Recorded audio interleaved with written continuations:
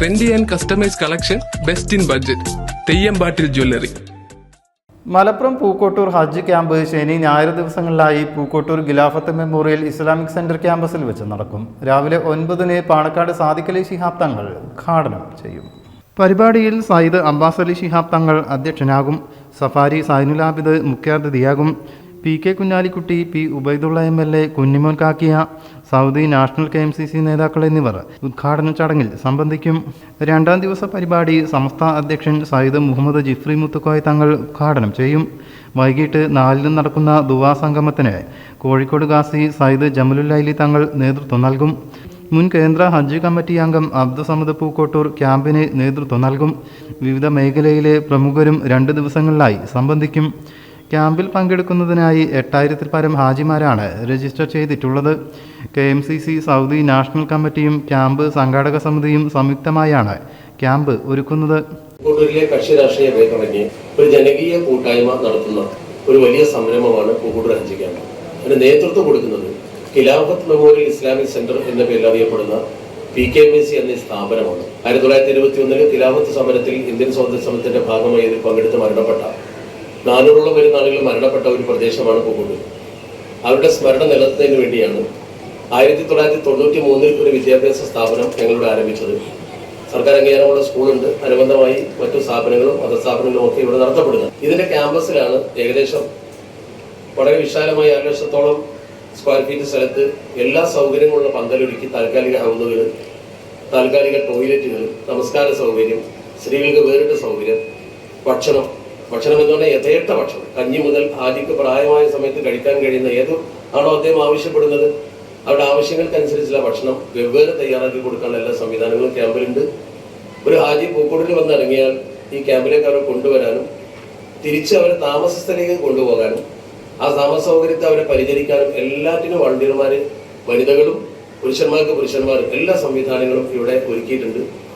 25ാമത്തെ ഹജ്ജ് ക്യാമ്പാണ് ഈ വർഷം ഞങ്ങളിവിടെ നടത്തുന്നത്.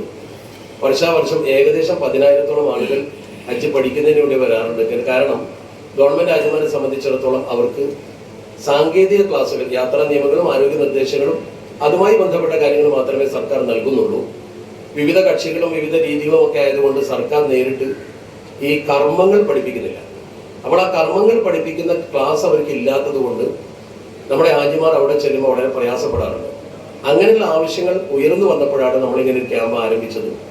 പഠിക്കാൻ വേണ്ടി ആളുകൾ വരികയും പഠിച്ചു പോവുകയും ഈ ഗ്രാമത്തിലെ ജനങ്ങൾക്ക് വേണ്ടി അവർ പ്രാർത്ഥിക്കുകയും ചെയ്യും.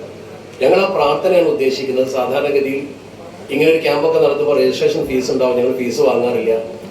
സംഭാവന പിരിക്കാറുണ്ട്, ഞങ്ങൾ പിരിക്കാറില്ല.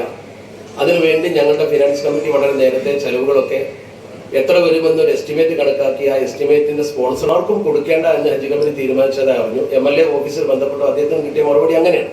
പിന്നെ ഞങ്ങളെ കാര്യത്തിൽ തുടർ നടപടിക്കോ പരാതിക്കോ പോയില്ല. കാരണം നമ്മളെ സംബന്ധിച്ചിടത്തോളം ഇത് മറ്റു രീതിയിലൊക്കെ പ്രചരിപ്പിക്കാൻ കഴിയും. ഹാജിമാർ വിവരം അറിഞ്ഞാൽ, നിങ്ങളെ പോലത്തെ മാധ്യമ പ്രവർത്തകർ ഇതിന്റെ വിവരം അറിയിച്ചു കഴിഞ്ഞാൽ അവരിവിടെ എത്തും. മാത്രമല്ല ഈ കത്തിനേക്കാളേറെ മൗത്ത് ടു മൗത്ത് ഇവിടെ വന്ന ഒരു ഹാജി അവരുടെ ബന്ധുക്കൾക്ക് ഈ ആശയം കൈമാറി അടുത്ത വർഷം പോലെ ഹജ്ജിന് പോകുമ്പോൾ ഇവിടെ വന്ന് പഠിക്കാൻ അവരെ നിർദ്ദേശിക്കുക എന്ന ആ ഒരു പ്രചരണത്തിലൂടെയാണ് ഇവിടെ ആളുകൾ വരുന്നത്. അതുകൊണ്ട് അക്കാര്യത്തിൽ ഞങ്ങൾക്ക് ആശങ്കയില്ല. ഇപ്പോൾ തന്നെ ഏകദേശം 8000-ൽ പരം ഹാജിമാർ ഇവിടെ ബുക്ക് ചെയ്ത് കഴിഞ്ഞിട്ടുണ്ട്. അതിൽ കുറെ ആളുകൾ താമസിക്കുന്നവരാണ്, കുറെ ആളുകൾ വൈകുന്നേരം പോയി വീണ്ടും. ഹാജിമാരുടെ സംശയങ്ങൾ തീർക്കാൻ ഗവൺമെന്റ് ഹാജിമാർക്കൊപ്പം ഹജ്ജ് ചെയ്ത് പരിചയമുള്ള വളണ്ടിയർമാരുടെ സേവനവും ക്യാമ്പിലുണ്ടായിരിക്കുമെന്ന് പാണക്കാട് അബ്ബാസ് അലി ശിഹാബ് തങ്ങൾ പറഞ്ഞു. കഴിഞ്ഞ ഏതാണ്ട് 2.5 പതിറ്റാണ്ടുകളിൽ നടന്നു വരുന്ന ഹജ്ജ് പഠന രീതിയാണ് പൂക്കോട്ടൂർ ഹജ്ജ് ക്യാമ്പ്. പ്രമുഖ പണ്ഡിതനും പ്രഭാഷകനുമായ പരിസര നിവാസികളുടെയുമൊക്കെ പരിപൂർണമായ പിന്തുണയും അതുപോലെ എല്ലാ ജനവിഭാഗങ്ങളുടെയും ആത്മാർത്ഥമായ സഹകരണത്തോടു കൂടിയാണ് ഇവിടെ ഹജ്ജ് പഠന ക്യാമ്പ് നടക്കുന്നത്. നമുക്കറിയാം, ഓരോ ഇസ്ലാം മത വിശ്വാസിക്കും തൻ്റെ ജീവിതത്തിൽ സമ്പത്ത് കൊണ്ടും ആരോഗ്യം കൊണ്ടും സാധ്യമാകുമ്പോൾ ചെയ്യേണ്ട നിർബന്ധ കർമ്മമാണ് ഹജ്ജ്. അതുകൊണ്ട് തന്നെ അതിൻ്റെ ഓരോ കർമ്മങ്ങളും വളരെ പരിപൂർണമായി നിർവഹിക്കുക എന്നുള്ളതാണ് ഹജ്ജിന് പുറപ്പെടുന്ന സഹോദരി സഹോദരന്മാരുടെ ലക്ഷ്യം. അതുമാണ് ബഹുമാനപ്പെട്ട അബ്ദുസമദ് സാഹിബ് അവരുടെ നേതൃത്വത്തിൽ നടന്നു വരുന്നത്. തീർച്ചയായിട്ടും ഈ ഹജ്ജ് പഠനവേദിയിൽ കേരളത്തിലെ ഏറ്റവും മുൻപന്തിയിലുള്ള ഏവരും ആഗ്രഹിക്കുന്ന ഒരു ക്ലാസ്സാണ് ബഹുമാനപ്പെട്ട സമദ് സാഹിബിൻ്റെ ക്ലാസ്. അത് ഈ വർഷവും വരുന്ന 22, 23 തീയതികളിൽ വളരെ വിപുലമായ രീതിയിൽ ഇവിടെ നടത്തപ്പെടുകയാണ്. നിങ്ങളുടെ എല്ലാവരുടെയും പരിപൂർണമായ സഹകരണവും പിന്തുണയും അഭ്യർത്ഥിച്ചുകൊണ്ട് ഉള്ള ഒരു ന്യൂസ് ബ്യൂറോ മലപ്പുറം. എന്റെ കയ്യിലാണ് വലിയ ബഡ്ജറ്റും ഇല്ല. നിനക്ക് എവിടെയെങ്കിലും പരിചയമുണ്ടോ? എനിക്ക് പരിചയമുണ്ട്. അയ്യോ sir.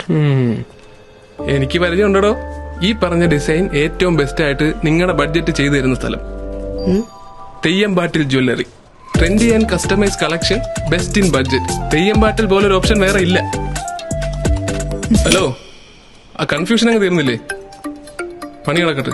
Jewelry that tells your story. തെയ്യമ്പാട്ടിൽ jewellery.